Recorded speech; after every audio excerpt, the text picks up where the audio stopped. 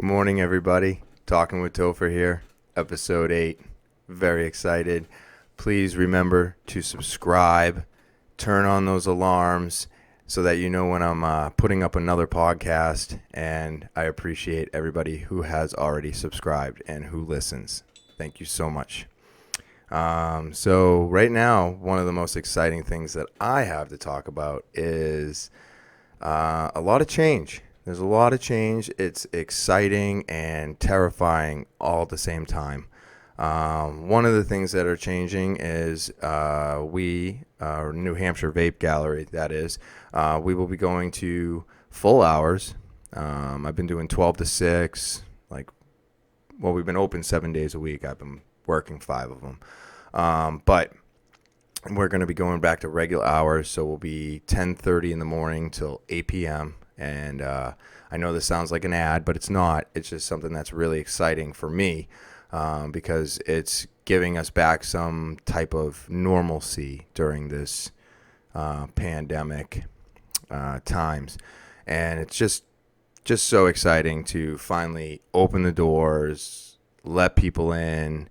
It's been nice serving people through a window. I haven't had anybody to really deal with, in a sense. Like, everybody comes up to the window, they kind of know what they want. If they don't know what they want, we talk them through it and they get a product and then they leave. So this is going to bring up some challenges where people are going to be indecisive, and we are going to have to kind of nudge people on so that we don't have people hanging out in the building forever, because we used to allow people in. We'd let them buy stuff. We let them change their coils. We let them do all kinds of stuff. And unfortunately, we're not going to be able to do that right now. But at least we got people coming into the building. So that's super exciting. And it starts June 1st. So a lot of change. I went from working my normal hours to not working at all, to working partial, to serving people out of a window, and now we're letting people back into the building. So it's just been a lot of change, and that's my main topic for today is change, because even though you have change that's exciting, like opening up the shop and getting things ready, it can also be terrifying because now you're letting people in the store where there's been nobody for weeks. I know it's a sterile environment, and it is a little nerve-wracking, So, but we got the gloves, we got masks. If people come in, we have masks for sale. So, if you don't have one personally, but you want to come in, we do have them for you available. And like I said, this is not an ad. It's just I run the shop. I'm the store manager. And it's just very exciting. It's a part of my life. So I'm very pumped about opening the building and letting people in. And I hope to see everybody there. Also, with change, my wife has been working at the same place for 11 years. And that's all changing. She is transferred to another store. She's got a different position. She's working different hours. And now I have to make that work. We have to change the dogs' feeding hours. That's a challenge because they are programmed, 6 in the morning, 6 at night. And now we're trying to reprogram for 8 in the morning, 8 at night. So little things like that are so challenging and frustrating and just sometimes hard to deal with. And if you're a person like me where change comes in and my brain doesn't compute change very well. Example, we have furniture, specific places, and I am one of those people where there's a place for everything and everything should be in its place. And once it gets set up and we agree, it doesn't really move. But if things get moved and I wasn't informed of it, I kind of lose my shit.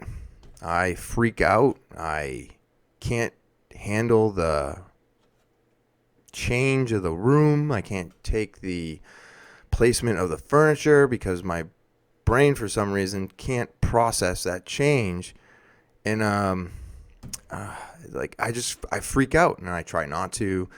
And usually everything gets put back to the way it is just to calm my anxiety. And I don't know if it's my OCD or my anal retentiveness. I'm a super neat freak. Everything has to be exactly where it is. So things like that, little changes like changing the furniture and moving tables and stuff like that, that gives me high anxiety. So now I'm working with my wife changing her job. I'm going back to full hours. We're trying to change the dog's eating habits.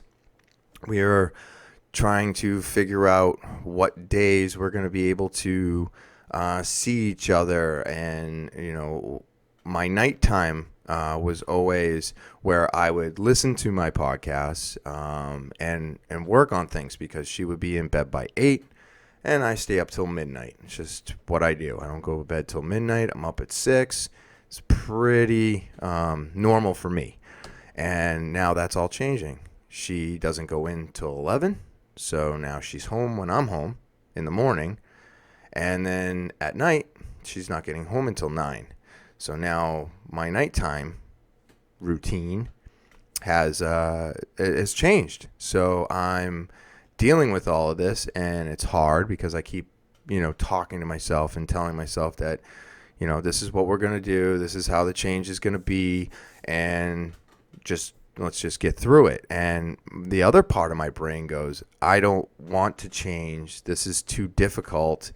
And I just rather drink and not think about this. And shutting that part of my brain down sometimes is a very difficult situation where I just fight myself. I'm like, I can't deal with this change. I just want to push it off. And at the same time, my other part of my brain goes, whoa, calm down.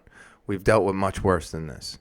So I'm just saying that change is hard for everybody. Whether it's a good change or a bad change, it's just something you have to get used to. And I feel, even though it is very tough to do, and I feel it's easier for me to say this than it is to even act upon it myself, is that you can go with the change, roll with it, feel it out, and you have to make new habits, and you have to make it part of your norm. It's just like all of this pandemic stuff and everybody wanting to go back to normal. But unfortunately, this is our normal now. And after 30 days of everybody being out, stores reopening, mask requirements being put into effect, that is going to be our norm. And once we get past that norm, we'll see what the next one is.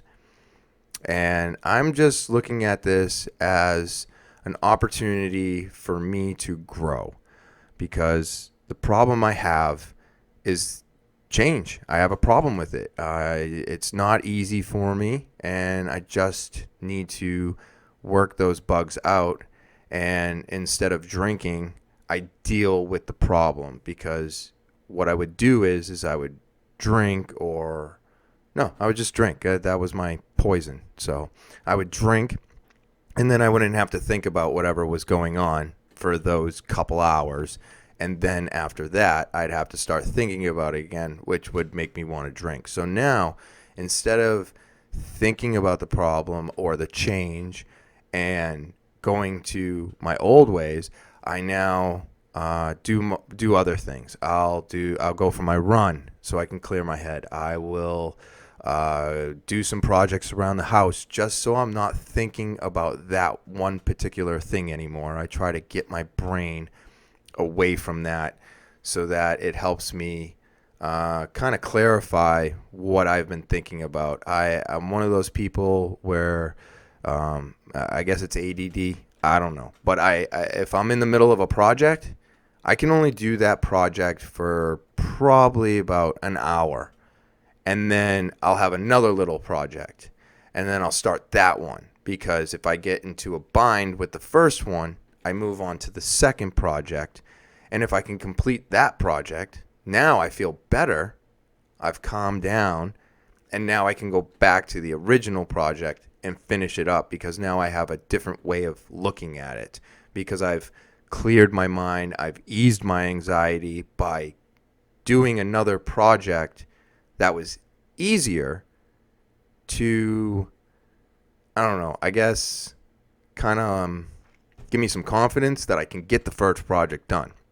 So I'm one of those people. I'll have 5 or 6 things that I'm doing all at once, but I will kind of chop up the time between them all so that I can get them all done, but I don't get stuck on one of them and get into that stinking thinking, is I believe what AA used to say. You get into a stinking thinking. Those are not places that you want to be. That's going to cause you to decline. It's going to cause you to go back to old habits. So if you are dealing with change and you're finding it difficult, try to come up with a game plan to help you deal with the change. I talk to myself a lot. I know. I guess back in the day, like my mom used to say, don't talk to yourself. It makes you look crazy. Today, they say that most crazy people don't talk to themselves. I don't know if that's true. I think I just said it. But I thought it was funny. So I'm just trying these things out, dealing with all the changes. And we can get through it. Everybody can. Very exciting news, guys. As of June 1st, New Hampshire Vape Gallery will be opening their doors to the public, letting everybody back inside for that shopping experience, and you'll be able to look around and see everything that we have in store for you. Is New Hampshire Vape Gallery, located at 180 Lafayette Road, Seabrook, New Hampshire, in between Home Depot and Smoke Rings. Well, you can also give us a call, 603-814-4171. We look forward to serving you. We look forward to having you in our store again, and we are very excited for this move forward.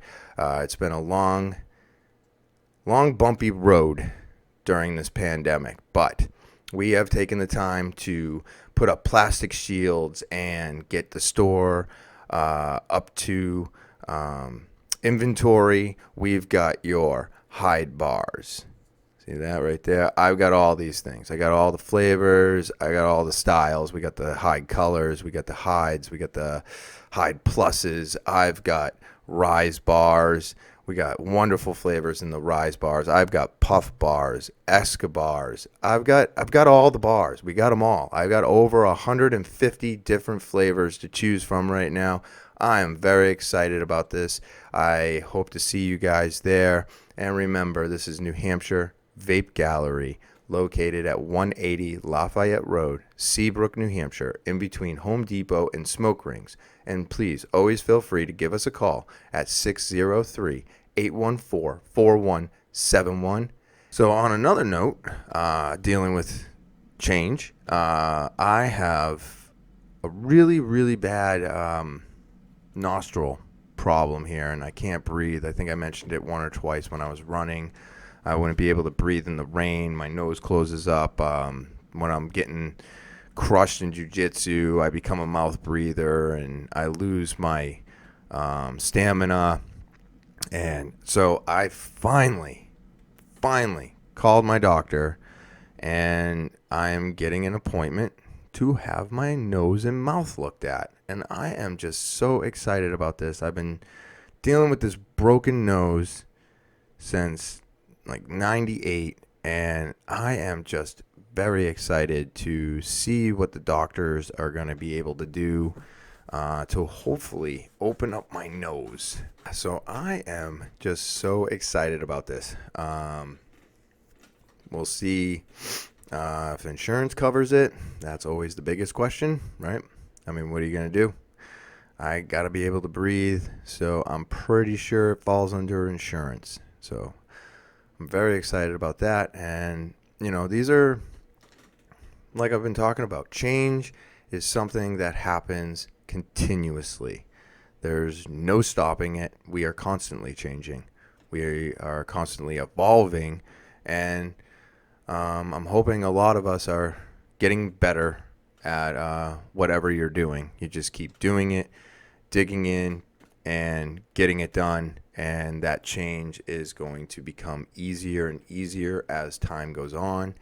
And like I said, some things are much more difficult to deal with than others, but I think we can all get through it, just like we all got through the pandemic, or we're still getting through it. We're dealing with it. We're wearing our masks. We're wearing our gloves when we're working. Some of us are not. There's been a few cases where people have gone back to work sick and infected people. And unfortunately, that is also very difficult to deal with. But everybody is going to deal with this in their own way. And if you keep your head on, keep focused, I feel like we'll come out on the better side of this. And one day it might be like it used to be. But I feel like it's going to be something new.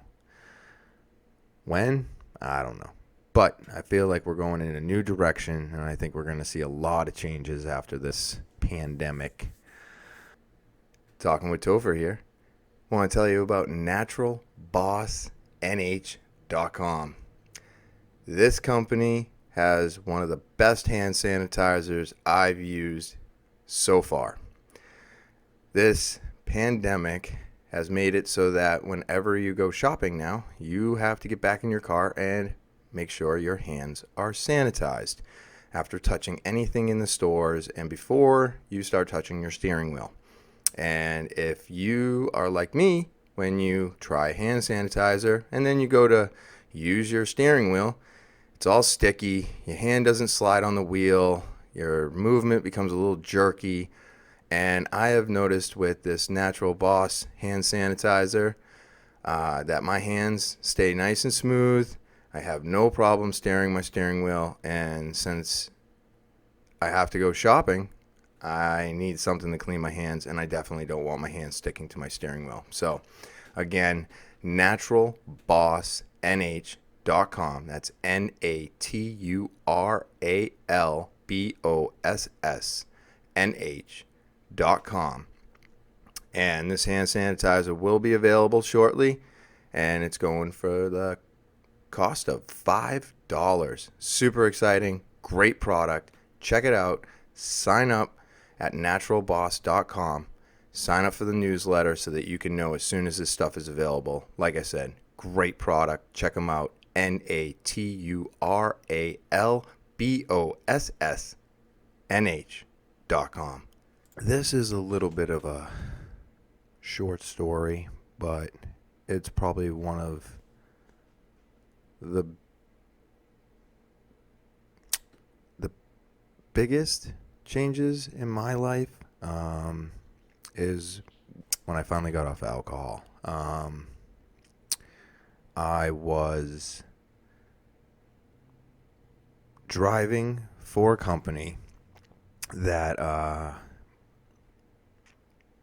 people get picked up and dropped off. So, using my own car, picking people up, dropping them off. I was telling people that I wasn't drinking. I was telling people that everything was good. And I was doing this car service. And I was driving at the time in different cities, a couple different surrounding states. And it was going really well. And about halfway into it, I think I did this for about 6 months. And probably about 3 months in, I wasn't drinking at first while I was driving. But over time, like everything, it crept up on me. So I would be waiting until 10 or 11 at night, because it was easier that way. You'd have people that you were picking up from the bar, so they were already drunk and they couldn't smell a thing. Nor do they care to even conversate with you at that point. So, celebrating with a couple extra nips in between my normals. And so I want to say it's getting around 11 or 12 in the morning. And I pick up a passenger, and she wants the music changed. So I go to change the music. And as I'm changing the music, I'm going through a red light. As I looked up, it turned red. I went through it. And now I got a cop that turns on his lights and comes behind me. And I just kind of freak out. I'm not like freaking out and saying anything, but inside I am shaking like a leaf. I'm freaking out. This lady has no idea. The officer, pulls me over. He's like, "Hey, what's going on?" And I tell him, "I'm sorry, I was changing the radio station for my customer, and I just didn't see it. I'm so sorry." So he goes back to his car. He comes back, and he lets me off with a warning. Now, I must have been at least 3 to 4 nips deep at this point. So I was definitely buzzing, and I was just praying that I didn't stink. I started flashing through everything I had in my life. I started thinking about my wife and my house and my dogs, and how if this guy comes back and pulls me out of the car, I'm going to jail. I'm losing my license again, probably almost indefinitely, because it'll be my third DUI. I am just panic ridden. And he comes back to the car, and he tells us to have a great night. So all of a sudden, all that panic went to relief. And I was just so happy that he let me go. So I then take my passenger to her destination, and then I shut off my app, and I drive all the way home. And I didn't listen to music. I didn't listen to podcasts. I just thought the entire way home. And like I said, this is like the biggest thing I've ever had to actually decide for myself. And I have been told 100,000 times that I shouldn't be drinking and that I need to give it up, and this is what's best for you. And I've been in and out of AA programs, and I've crashed multiple cars and been to jail a couple times and lost my license at least a dozen times just from being stupid on the road, just from being negligent. And is that the word? I don't know, but I'm going to leave it. So all this stuff is going on in my head. And so when I get home at, say, 1, 2 o'clock in the morning, I make the decision to quit drinking. And that was the first time that I made that decision on my own. It was something that still to this day, I wish I had done it earlier, but I'm glad that I finally made the decision when I made it. And it just goes to show and prove that you can't force anybody to do anything. They have to do it for themselves. And I had to find that myself. And I'm just so thankful that my life did not implode at that moment, and I actually got to make the decision to get off of alcohol and change my life for the better. And that is what I've been doing ever since. And now, because of that, things in my life are easier. It's not that,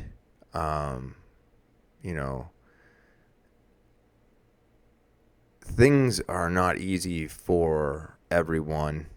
And the people that you think are getting it easy or they have an easy life, they probably don't.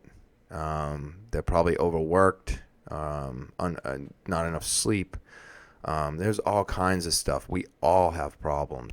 And mine was drinking. Mine was constantly keeping me back, constantly putting me in a world of shit where I would cause pain to, at the time, would be my parents, girlfriends. And this time it would have been another strenuous time on my wife. And I am glad that it did not go that way. But it took something that extreme for me to finally sit down and realize that this has got to stop.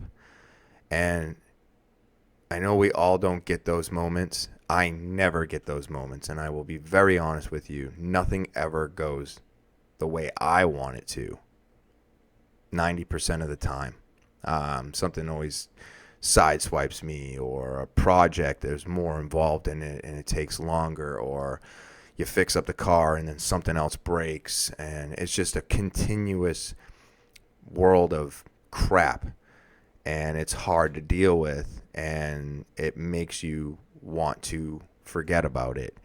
And now I'm finally at a point in my life where I don't think like that anymore. Once again, back to that stinking thinking. You just get into a rut, and, hungry, angry, tired, all those things can cause you to fall back into your old ways. And sometimes you need to put those things aside to make life better for yourself and for everybody else around you. And that's exactly what I did that night. I got home. I drank every drop of alcohol that I had in the house, threw out all the bottles, and said, "See you later." Still not sure why I drank it all, but I just couldn't dump it down the drain. So I did one last hoorah, and then I said goodbye to it.